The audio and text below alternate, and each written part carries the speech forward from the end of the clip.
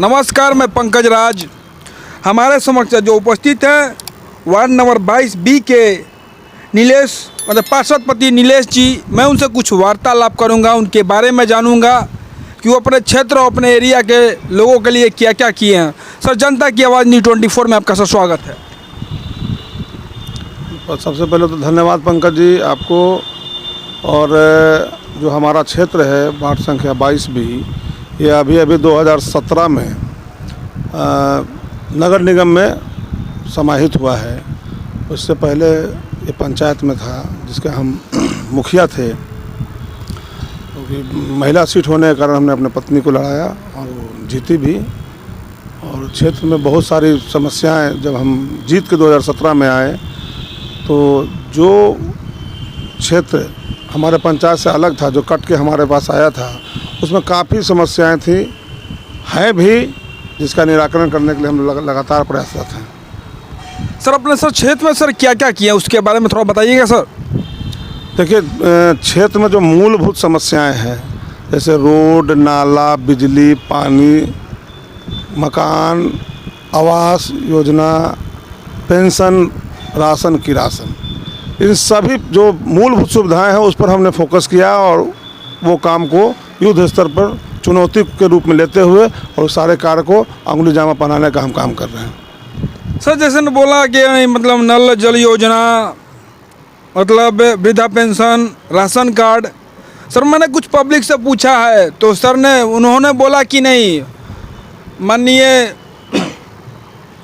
सुचित्रा सिंह जी मतलब ऐसा कुछ नहीं किए हैं, मतलब मेरे लिए कुछ नहीं किए हैं। जब कोरोना काल था तो उसमें वो मतलब ना ये मतलब ये जो था मतलब ये जो राशन था ये नहीं बांटी हैं, मतलब ऐसा सर पब्लिक का शिकायत है। ये सर कहाँ तक सही है सर?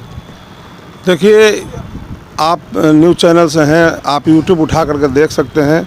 अनेकों चैनल पर राशन वितरण का, जो कोरोना काल में जो राशन वितरण का था, उसका शुभारंभ हमने ही किया था। और लगातार 3 महीने तक राशन हर लोगों को, सिर्फ अपने वार्ड के ही लोगों के नहीं, 22 बी के अलावा 22 ए, 22 सी, 22 1 नंबर, मतलब पूरे दीघा विधानसभा के लोगों को हमने राशन मुहैया कराने का काम किया। लगभग 20 से 25 हज़ार लोगों को हमने राशन दिया है। और वो भी 2 किलो चावल और 5 किलो चावल नहीं, मैंने इतना राशन दिया कि ताकि 1 महीना 2 महीना आप लो और घर में आराम से बैठिए, बाहर निकलने की ज़रूरत नहीं है और आराम से कोरोना से लड़ाई जंग जीतिए। रही बात की पानी का और नल जल का, तो साक्षात गवाह है, कुर्जी बालूपुर में 1 करोड़ 12 लाख की लागत से हमने हाई स्पीड बोरिंग कराने का काम किया, जिससे करीब 25,000 की आबादी को आज पानी का लाभ मिल रहा है। पानी घर घर तक पहुंच रहा है, जिसमें है कोठियाँ, विकास नगर, कुर्जी बालूपुर, शक्ति नगर, लक्ष्मी नगर, शिवाजी नगर, माने हमीदपुर, ऐसे कितने टोले हैं जहां आज सुगम रूप से पानी उपलब्ध हो रहा लोगों के घरों में। सर, आपने सर इतना किया फिर भी सर पब्लिक आपको सर सपोर्ट क्यों नहीं करी? ऐसा मैंने पब्लिक से जो मैंने पूछा तो बोला ऐसा नहीं किए हैं कुछ, ऐसा सर क्यों? देखिए, हर लोगों का विरोधी होता है। 2-4-5 लोग को छोड़ करके मुझे नहीं लगता है कि मेरे पूरे वार्ड में अगर लोग मेरा विरोध करते तो मैं 3000 वोट ला करके चुनाव नहीं जीतता। और आने वाला जो चुनाव है, जो हमारी पत्नी लड़ती हैं, तो मैं आपको विश्वास दिलाता हूँ, लोगों का हमने इतना काम किया है और इतना कर रहे हैं कि आने वाला अगला चुनाव 3000 नहीं, मैं 6000 से जीतने जा रहा हूँ। 2-4-5 लोग जो विरोध करते हैं उससे हमें घबराने और डरने की कोई आवश्यकता नहीं। ये सर जो भी सर ये अनाज वितरण किए थे, ये सर क्या अपने सर पैकेट से अपना जो पर्सनल जो पैसा था उससे सर किए थे? बिल्कुल, हमने अपना पैसा और कुछ जो है NGO के सहयोग से, ऑक्सफैम इंडिया को मैं धन्यवाद देता हूं जिन्होंने हमको सहयोग किया था। ऑक्सफैम इंडिया अपने से हर व्यवस्था लगा करके हमने लोगों को राशन मुहैया कराने का काम किया था। सर, आपसे सर दूसरा सवाल सर ये है कि इस बार जो बिहार विधानसभा का जो चुनाव होने वाला है इसमें आप सर किसका सर चेहरा देखना चाहते हैं, नया या कोई सर पुराना वाले जो माननीय नीतीश कुमार जी हैं? देखिए, बिहार में आज़ादी के बाद बिहार को नीतीश कुमार के रूप में एक ऐसा मुख्यमंत्री मिला जिनके पास काम करने का क्षमता है, जिनके पास विज़न है।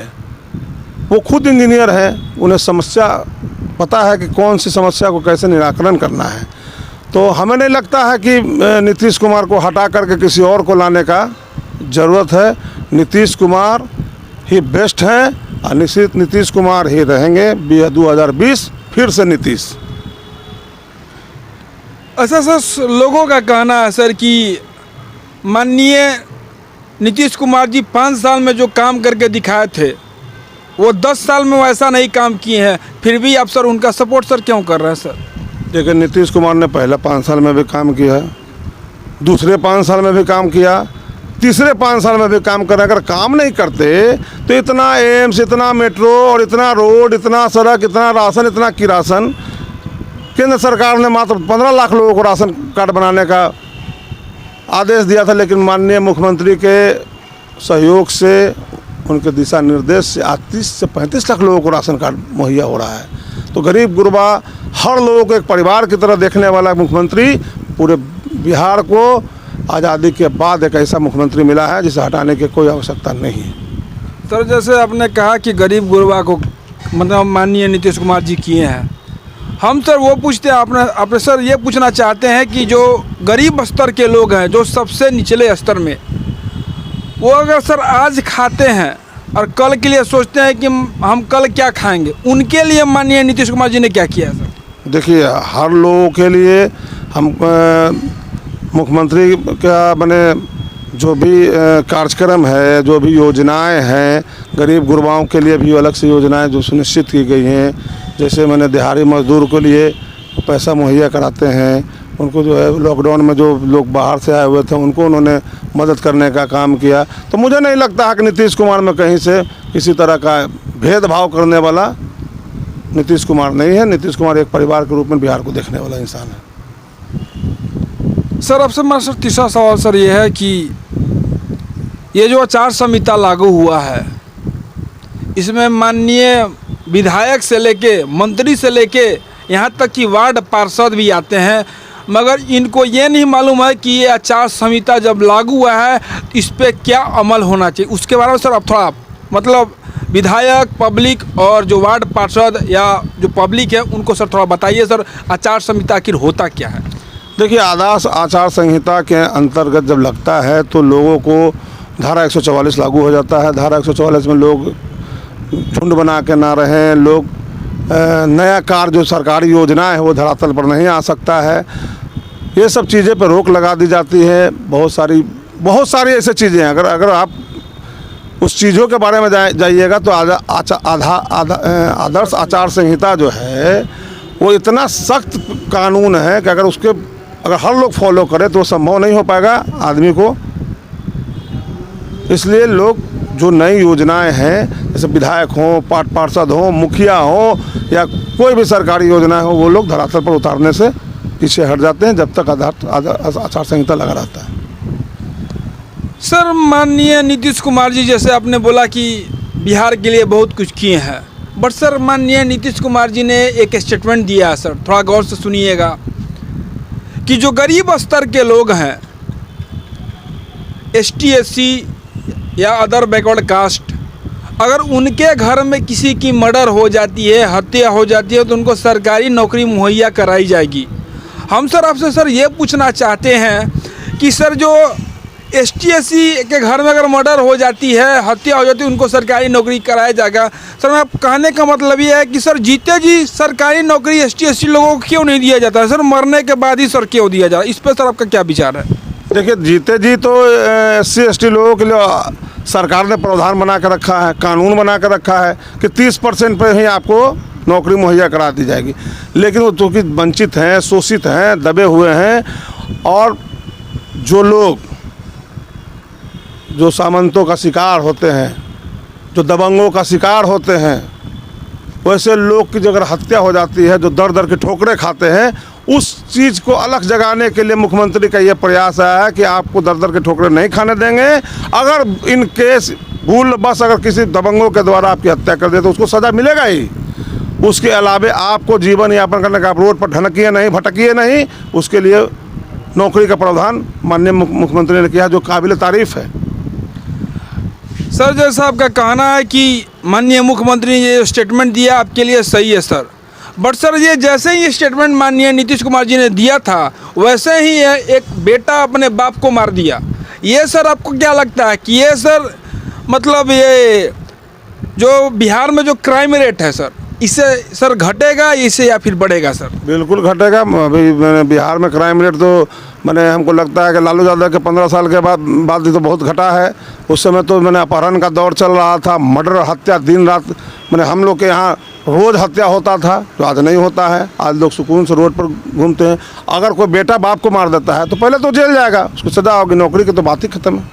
तो जीरो टॉलरेंस की सरकार है माननीय मुख्यमंत्री की, और कोई भी आपराधिक प्रवृत्ति का लोग ये सोचता कि मैं मर्डर हत्या करके बच जाऊंगा, ये संभव नहीं है। उन्हें जेल जाना पड़ेगा, कठोर से कठोर सजा उसको मिलेगी। सर मेरा सर चौथा सवाल सर आपसे ये है कि बेरोजगारी का सर मुख्य कारण क्या है, शिक्षा या पॉपुलेशन? देखिए, बेरोजगारी का सबसे बड़ा कारण पॉपुलेशन है। कैसे सर, थोड़ा बताइए। लोग देखिए, एक तो भारत की आबादी इतनी बड़ी होती जा रही है, बिहार की आबादी बढ़ते जा रहा है। सर भारत की आबादी सर कितनी है सर? लगभग 120 करोड़ के आसपास, 120 करोड़ के आसपास। सर भारत की आबादी 130 करोड़ 35 लाख समथिंग है सर। मैंने आसपास कहा है, 120 करोड़ के आसपास कहा है हमने। ये जो आरक्षण की बात होती है, आरक्षण सर किसको मिलना चाहिए सर? आरक्षण जैसे मान लीजिए अभी जिनको मिल रहा है, माननीय श्री जीतन राम मांझी, उदय मांझी, चिराग पासवान, इन लोगों को सर आरक्षण मिलना चाहिए कि या नहीं सर? देखिए, आरक्षण का जो पूर्व में जो क्राइटेरिया तय किया गया है, जो आज से 50 साल पहले से कांग्रेस के समय से तय करके चला आ रहा है, उसको जब तक उसमें संशोधन नहीं होगा, उसमें कहना कुछ जल्दीबाजी होगी।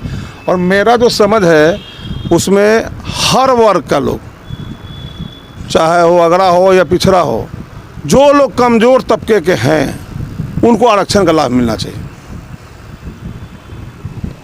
सर मेरा सर लास्ट आपसे सवाल सर ये है कि माननीय नीतीश कुमार जी क्या मतलब जितने भी नेता, विधायक, पार्षद या मुखिया हैं, उन लोग के लिए जो वर्ड आपको बोलने जा रहे हैं ये बहुत बड़ा हथियार है। जैसे लोग कहते हैं गरीबी मिटाओ, आपको सर लगता है कि बिहार में गरीबी मिट रहा है? सर गरीबी मिट रहा है या सर गरीबों को मिटाया जाए, इस पर सर आपका क्या विचार है? देखिए, बिल्कुल मैंने गरीबों को मदद करने के लिए हर संभव प्रयास किया जा रहा है। ये गरीबों को गरीबी मिटाने का प्रयास है, गरीबों को मिटाने का प्रयास नहीं। जनता आपने सुना सर ने जो बोला कि इनके क्षेत्र में बहुत ही अच्छी तरह से काम हुआ है, इनके कार्य से पब्लिक संतुष्ट है, और जो एनडीए की सरकार माननीय नीतीश कुमार जी जो बिहार राज्य के राजा हैं, उनके कार्य से भी पब्लिक संतुष्ट है। गरीबों को हर वो चीज़ देते हैं, हर वो काम किए हैं। और जहाँ तक बात है ये मतलब वोटिंग का, तो वोटिंग इस बार जो होने वाला है वो तो जनता जनार्दन ही तय करेगी कि इस बार किसके पक्ष में किसकी सरकार बनेगी। जनता के बारे में बात करेंगे सर। बहुत बहुत धन्यवाद सर। धन्यवाद।